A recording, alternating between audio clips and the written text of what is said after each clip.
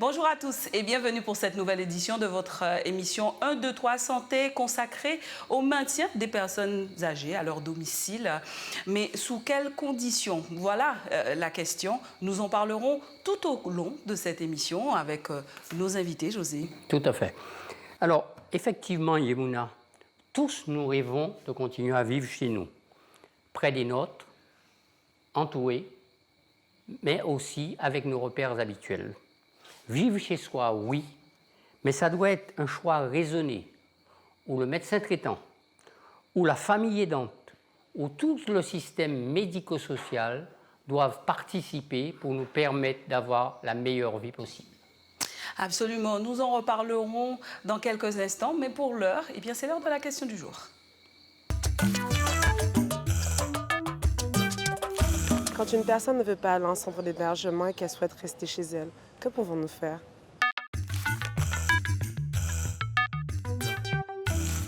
Et oui, ça peut se comprendre que cette personne ait envie de rester chez elle. Je pense que vous allez confirmer, docteur Pélage. Merci d'être avec nous. Bonjour Yimouna, bonjour José. Bonjour. Alors, vous êtes médecin généraliste et vous allez au domicile de ces personnes et j'imagine que vous rencontrez ces cas de personnes qui veulent rester chez elles, même quand la situation est... Effectivement, le médecin généraliste, médecin de famille, a une place privilégiée. Et quel est le soignant qui va à domicile? C'est le médecin généraliste pour voir un petit peu comment évolue le patient dans son environnement. Et le choix des patients, il est très vite, très tôt affirmé. Quand ils vous disent « grand monde pas carité à grand monde », donc vous avez compris que vous aurez du mal à faire fléchir ce choix. Et pourquoi le faire fléchir? Étant donné que le patient, il a toute son autonomie et n'est pas dépendant. Tout à fait. Mais dans ces conditions-là, il faut évaluer le caractère raisonnable, c'est-à-dire l'ensemble des conditions de vie. Mais absolument.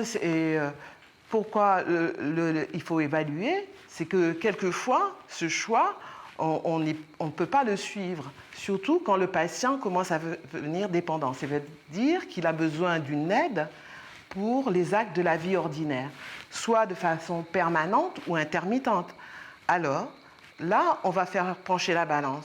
Ça peut être un choix d'aller chez les enfants, ce qui est plus facile à obtenir, aller dans une maison d'accueil, aller dans une EHPAD, c'est-à-dire un établissement d'hébergement pour les personnes âgées dépendantes.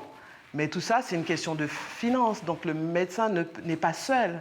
Il commence à introduire, en quelque sorte, à faire pencher la balance dans ce nouveau...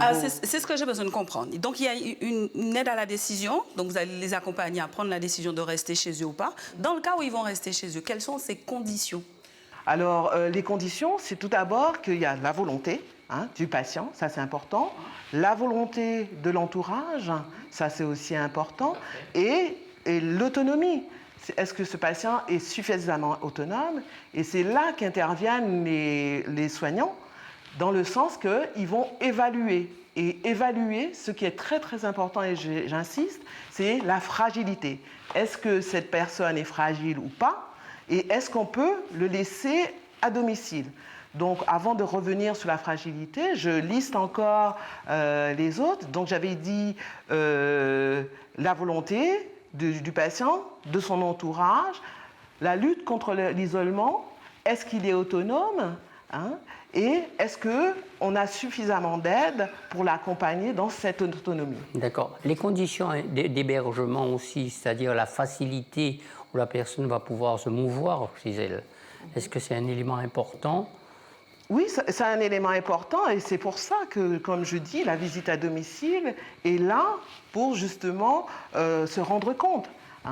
On a un regard, on a l'impression que quand il est au cabinet, tout va bien et quand on rentre à la maison, on voit que la maison elle est encombrée, il n'est pas capable de faire le ménage, la nourriture n'est pas consommée, donc il y a un problème. Alors si on le voyait dans le cabinet, on ne pourrait pas dépister. Ces problématiques-là. Et c'est là que vous allez mettre en place toute une série d'aides à domicile pour leur venir en aide. Mais avant de mettre en place des aides, il faut évaluer. Et Justement, je vous propose qu'on voit concrètement comment ça se passe avec une de vos consoeurs, le professeur Gan Troplan, qui effectue des visites à domicile. Ça vous va? parfait. Et après, on revient avec vous. Avec plaisir. Parfait. On y va.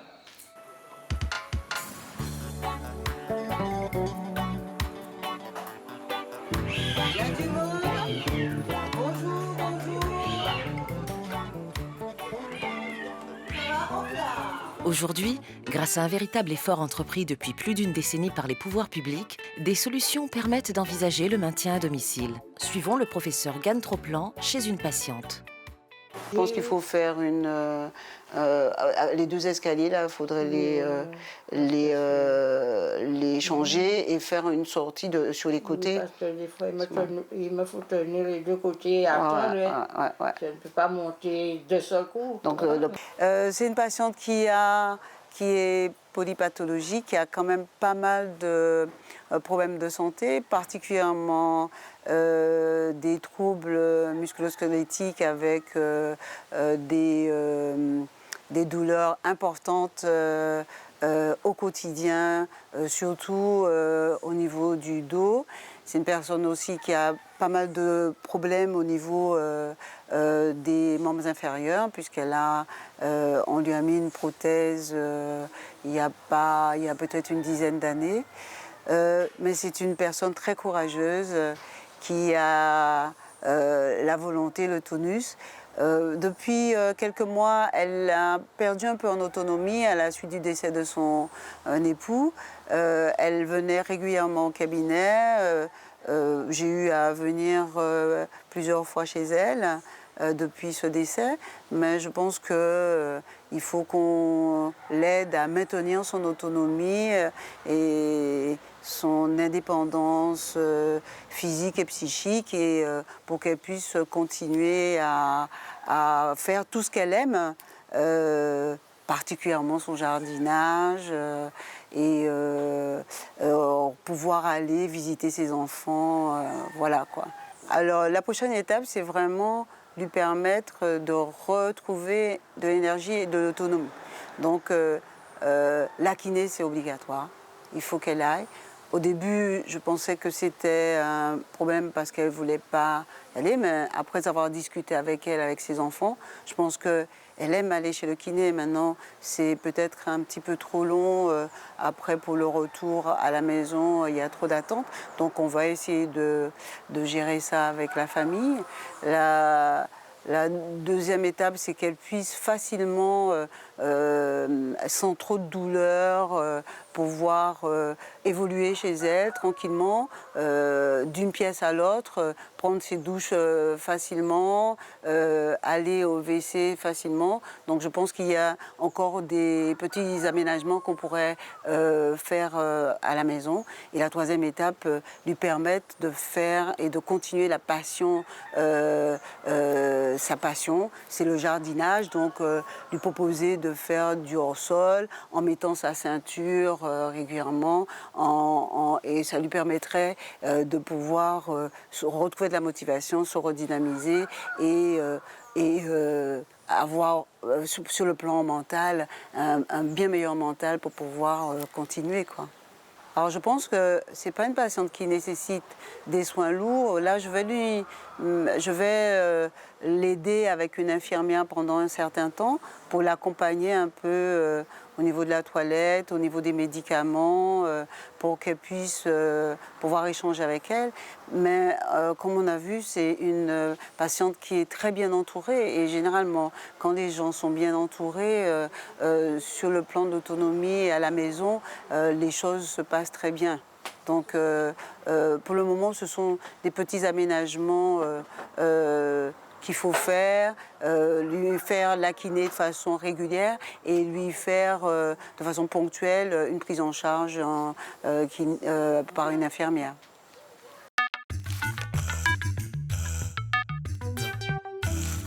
J'imagine que ce reportage vous parle, puisque c'est ce que vous faites aussi. Par contre, j'aimerais revenir, docteur Pélage, sur un terme que vous avez abordé tout à l'heure. Il s'agissait de fragilité. Est-ce que vous pourriez nous en dire plus? Oui, justement, c'est important, hein, ce terme. C'est un terme clinique, c'est pas la fragilité comme quoi une personne âgée est fragile. Ça repose sur des critères, parce que c'est un marqueur de mortalité et d'événements graves. Si vous trouvez un patient fragile, il y a un risque dans les mois, voire les années à venir, de chute, d'hospitalisation et d'institutionnalisation. Alors que si on met des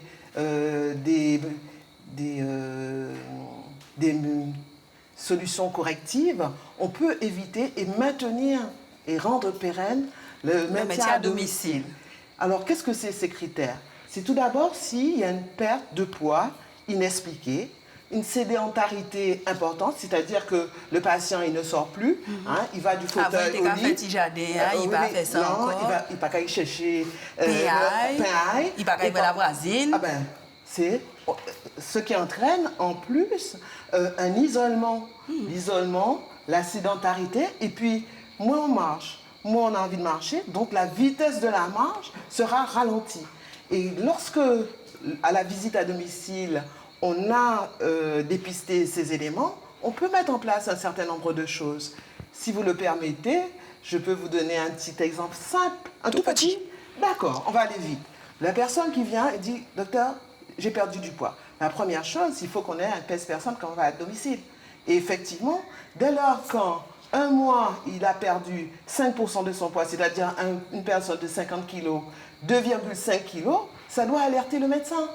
Pourquoi ? Parce que c'est à vous de regarder, est-ce qu'il peut sortir, aller acheter le repas? S'il ne peut pas sortir, qui est-ce qui lui apporte le repas? Si c'est des choses que vous n'avez pas l'habitude de manger, il ne va pas le manger. Donc vous voyez, c'est très facile. Le repas, s'il ne le mange pas. Voilà, ça c'est un élément important. Et quelque chose de simple, quand on maigrit, le dentier tombe, eh ben, il ne peut pas plus manger. Hein? Alors que si vous mettez un dentier neuf, vous avez déjà gagné. Très bien, docteur. Alors, vous ne serez pas seul à répondre aux questions de nos téléspectateurs aujourd'hui. Nous avons un deuxième invité qui va nous rejoindre tout de suite. Et c'est dans la deuxième partie de votre émission. Restez là.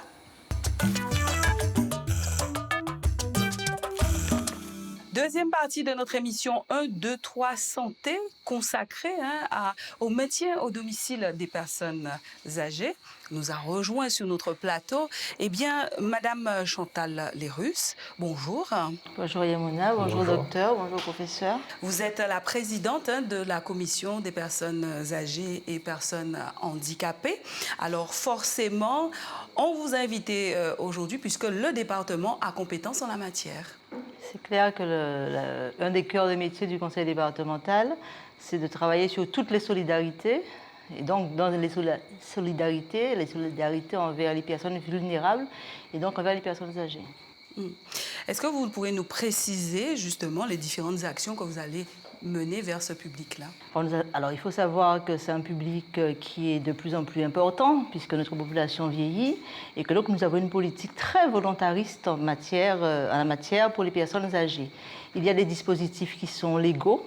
Exemple, l'APA, la loi impose l'APA, l'aide ménagère, la loi impose l'aide ménagère, mais nous avons choisi, nous, au conseil départemental de la Guadeloupe, de développer des dispositifs volontaristes, extra-légaux, justement pour favoriser le maintien à domicile des personnes âgées, puisque nous savons que majoritairement, les personnes âgées préfèrent vieillir à domicile. Extra-légaux, ça ne veut pas dire que vous êtes hors la loi, ça veut dire que ce ne sont pas des choses habituelles. Non, ce que la loi n'impose pas. D'accord. Donc, dans certains départements, ça n'existe pas du tout. Nous avons fait le choix sur notre budget de consacrer plus de la moitié du budget au maintien à domicile. Donc, ça, il faut le savoir. Et donc, forcément, ça se décline par des dispositifs, par des actions.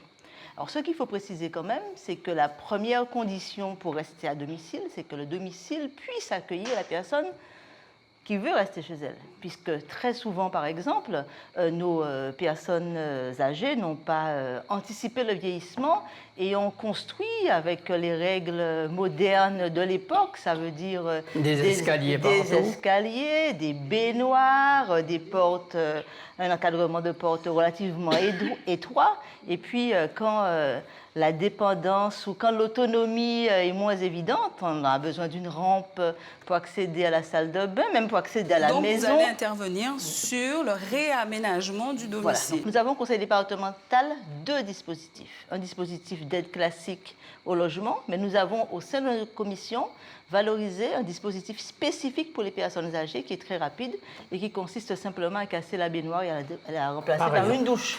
Qui consiste simplement à élever aussi les WC très souvent ou à baisser les WC. Donc bref, nous avons une politique volontariste qui répond aux besoins de la personne âgée. Nous avons aussi la téléassistance, la garde itinérante de nuit, qui pour nous de plus en plus important, puisque la téléassistance, par exemple, c'est le petit boîtier ou la petite montre que la personne porte, en plus avec des modèles relativement design maintenant, porte à domicile et qui peut repérer facilement une perte de verticalité, une baisse de tension, voilà.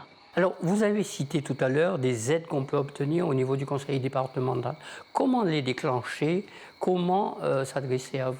Alors c'est vrai que ça s'inscrit en règle générale dans le cadre d'un dispositif avec une équipe pluridisciplinaire. Nous avons, nous, des équipes d'évaluation qui passent à domicile et qui repèrent très facilement des besoins de ce public âgé. Il y a aussi un lien particulier avec les CCAS.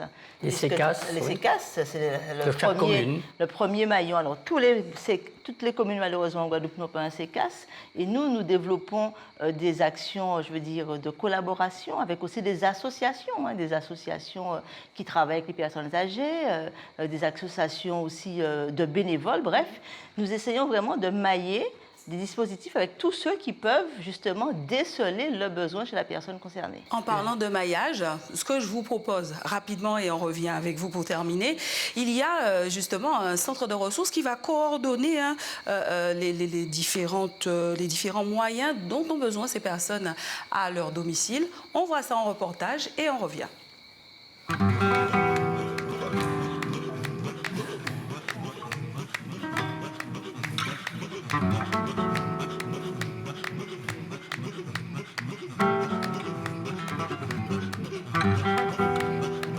La plateforme d'appui territorial a pour mission d'aider le médecin traitant à la recherche de solutions concrètes dans la prise en charge et l'accompagnement des patients en situation complexe. Gypraspec, bonjour. Alors, je peux avoir des informations concernant le patient, s'il vous plaît? Oui, mon patient est atteint d'une maladie neurodégénérative. D'accord. Alors, quel est l'objet de votre demande? J'aimerais mettre en place pour mon patient une aide à domicile, aide technique, une télésurveillance et un dispositif d'amélioration de la salle de bain, s'il vous plaît.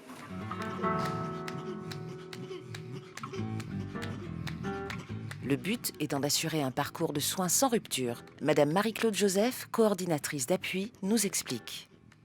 La plateforme territoriale du Gypraspec répond à un besoin pour le médecin traitant. C'est-à-dire que la plateforme vient en appui au médecin traitant lorsqu'il se trouve en difficulté dans le parcours de soins de son patient. Et à ce moment-là, il nous appelle et à nous de mettre en place ce qui est nécessaire pour ce patient.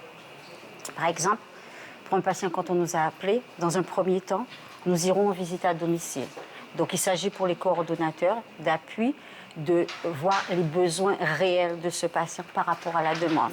Ensuite, nous allons confirmer la demande avec le médecin demandeur. Et si ce n'est pas le médecin traitant, nous allons rentrer en contact avec le médecin traitant pour lui dire que la plateforme d'appui a été activée. Après avoir évalué les besoins de ce patient, notre mission, c'est de nous orienter nous allons nous orienter vers les structures qui existent sur le territoire. Le plus souvent, nous avons affaire à des personnes âgées et il faut les aider par rapport à ce qui se passe dans la maison. Nous pourrons voir, par exemple, que cette personne a une baignoire, il faudrait mettre une douche à la place. Donc, on va, c'est surtout mettre en place, par exemple, les aides à domicile, la réhabilitation de l'habitat, la télésurveillance. Donc, à ce moment-là, selon le profil du patient et selon ce qu'il a besoin, nous allons nous orienter vers les structures qui sont en capacité de répondre à ce besoin précis. Par contre, nous pouvons mettre en place, activer notre panier ressources pour pouvoir permettre à ce patient de rester à son domicile dans des conditions optimales en attendant que les autres structures, la structure qui doit mettre en place les besoins du patient, puissent prendre le relais. En fait, ce que vous devez comprendre, c'est que nous travaillons en partenariat avec ces structures et nous accompagnons le patient tout le long jusqu'à ce que nous sommes arrivés à la solution, à la demande du médecin traitant. En fait, vous l'aurez compris, une de nos missions, c'est de mettre en lien, c'est la coordination de toutes nos actions avec le médecin traitant, en lien avec le médecin traitant. Voilà. Le prestataire d'aide aux personnes âgées peut être aussi une entreprise privée ou une association. Quelles sont les prestations fournies? Comment bénéficier de ces services? Madame Marilyn Moline, responsable de l'agence Adomis Guadeloupe, nous répond. Concernant les personnes âgées, nous sommes là également pour les assister dans les actes essentiels de la vie. Donc la prise de repas, l'aide à la toilette, la livraison de courses, le portage de repas, le déplacement accompagné, l'assistance administrative, parce que vous allez vous rendre compte que plus nous allons et plus ça devient compliqué de pouvoir répondre à toute la paperasserie administrative qu'on nous demande. Donc nous sommes là également pour les accompagner dans toutes ces démarches-là. Également pour aussi leur proposer des activités ludiques, parce qu'ils n'ont pas besoin que d'accompagnement, ils ont besoin aussi de se distraire.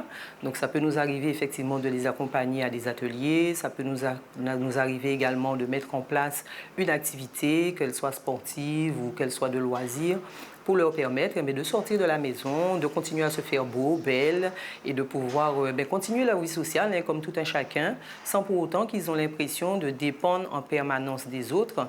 Et donc, ça leur met du baume au cœur. Et on s'est bien rendu compte que, en fait, nos aînés vivent plus longtemps, mais quand ils se sentent à l'aise, quand ils se sentent épanouis, quand ils continuent, en fait, à porter leur pierre à l'édifice dans la vie sociale de tous les jours. Alors, pour accéder aux services de Adomis et aussi aux services à la personne des associations ou des entreprises qui existent sur le département, vous avez différentes façons d'y accéder. Alors, il faut savoir que tout un chacun ne bénéficie pas forcément d'une aide complémentaire, puisqu'il existe des aides complémentaires pour les personnes à faible revenu, du conseil départemental, de la sécurité sociale, de la caisse d'allocation familiale. Je veux bien préciser que ces aides, puisqu'il s'agit vraiment d'une aide, ce sont des aides complémentaires et qui sont calculées en fonction de vos revenus. Cependant, nous mettons également à disposition des personnes, pour les particuliers qui ne bénéficient pas forcément d'aide. À ce moment-là, c'est à elles de se rapprocher des associations ou des services ou des sociétés de services prestataires qui délivrent ce type de services. Donc, c'est vrai qu'il y a l'annuaire sanitaire et social dans lequel vous allez trouver toutes les entreprises, les associations répertoriées capables de vous donner un certain nombre de renseignements bien ciblés sur votre situation. Comme nous le savons tous, la Guadeloupe sera un des départements les plus vieux de France dans les années à venir. Donc, je pense que nous devons nous préparer et c'est ce que nous faisons.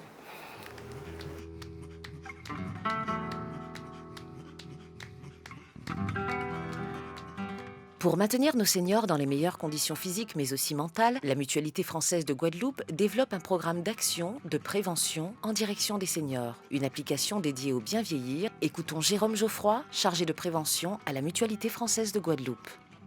Alors aujourd'hui, on est dans un atelier d'INSEO. C'est un atelier mémoire qu'on met en place avec différents partenaires. Et aujourd'hui, on est avec le Club Merveille, qui est un club de retraités à Morne-à-l'Eau. Donc, ce que nous faisons, à travers un outil de nouvelles technologies, une tablette tactile, on permet aux seniors de travailler leur mémoire, justement afin de renforcer leur fonction cognitive et éviter l'apparition de certaines maladies telles que la maladie d'Alzheimer, par exemple. Alors effectivement, nous avons tenu à ce que le contenu de ces tablettes parle à notre population. Et donc nous avons apporté des touches en y amenant du contenu local. C'est-à-dire que, par exemple, quand les seniors vont jouer, ils vont pouvoir reconnaître des titres musicaux de chez nous, avec des interprètes de chez nous. Des paysages, des photos de la Pointe des Châteaux, de la Soufrière. Mais aussi, on a plus de 200 proverbes en créole. C'est-à-dire qu'ils vont avoir un petit pêle-mêle. Et donc, il faudra qu'ils reconstituent les proverbes tout en sachant que ce sont des proverbes écrits en créole. Nous avons aussi des recettes locales qui doivent reconstituer, retrouver les ingrédients, etc. Et tout ça à travers un outil ludique qui est la tablette tactile. Je suis à l'association Merveille de Morne-à-l'Eau et on participe à beaucoup d'associations d'autres, beaucoup d'entretiens, beaucoup d'ateliers, dont l'atelier Disney-O. Et quand on m'a proposé de venir à l'atelier Disney-O, je ne savais pas au départ ce que c'était. Et là, le premier jour, j'ai écouté et puis comme on travaillait avec la tablette sous les yeux, j'ai trouvé que ça me chantait vraiment. Alors qu'au départ, je me faisais un film. Et jusqu'à maintenant, sincèrement, ça m'a servi. Ça a approfondi ma mémoire.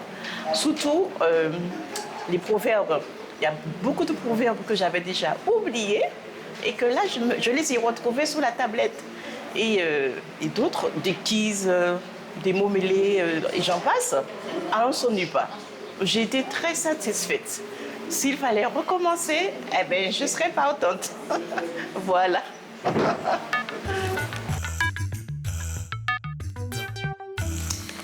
Nous venons de voir un exemple de plateforme, mais docteur Pélage, à quel moment vous faites appel à cette plateforme? Alors, dès lors lors d'une visite à domicile, nous avons constaté que nous sommes dans une situation complexe, c'est-à-dire plusieurs champs. On doit aménager la salle de bain, il y a des problèmes de pauvreté, donc on a besoin d'aide financière.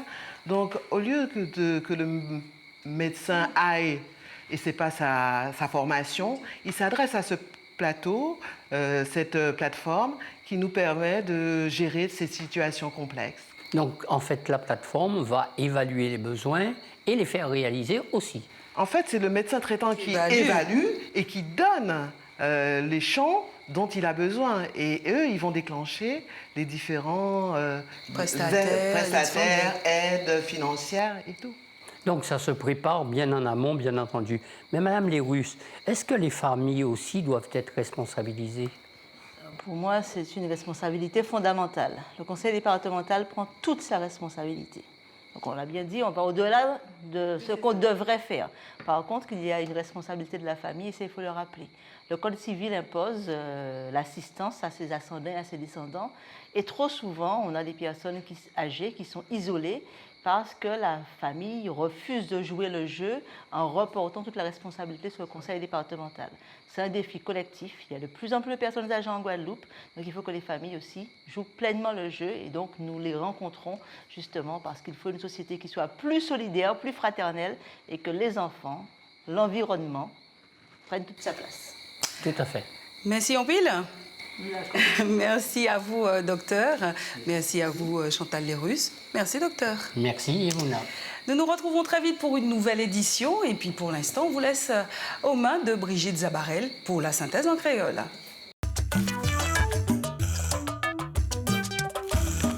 Et bonjour tout le monde qui a écouté nous. Merci d'avoir été fidèle à l'émission Azote. Je là nous parler d'un bitin qui est important tout bonnement. Parce que c'est un bitin qui a touché nous tous à un moment ou à un autre. Nous allons parler du maintien à domicile des personnes âgées. Professeur Hélène Pélage, expliquez-nous qui genre docteur traitant là qui interviennent depuis le commencement pour analyser la situation à Mouna, à famille là, conditions à la carité là, autonomie aille, pour étudier bien, pour adapter le logement là et qu'il ranger pour là. Ça est nécessaire pour permettre l'hérité à Kazaï. Ça qui est toujours meilleur, pas d'avoir ces gens-là, Jani, ti repère ayo, avec petit ayo, avec ti l'habiti d'ayo, et nous savons que ça n'est pas toujours facile. Docteur là pour essayer d'organiser au mieux via moun là, pour y tout soin aïe. Infirmier, kiné, etc., qui a fait à domicile. Mon Chantal Lérus, à conseil départemental, expliquait que c'est une des priorités à département là, de permettre ces gens-là de rester à Kazayo et dans les meilleures conditions. Il expliquait nous les aides yopé bay et comment ça possible de développer en quantité d'aide à domicile, des gens pour occuper personnes âgées là à Kazaï. Nous voulons aussi qu'il y ait fait des aménagements à Kazayo pour permettre de vivre mieux en l'entourage à yo qui tayo. Nous qui bout, si c'est pas là ça, et nous qui bazot rendez-vous au prochain cours, même télé, Zoja Connaît.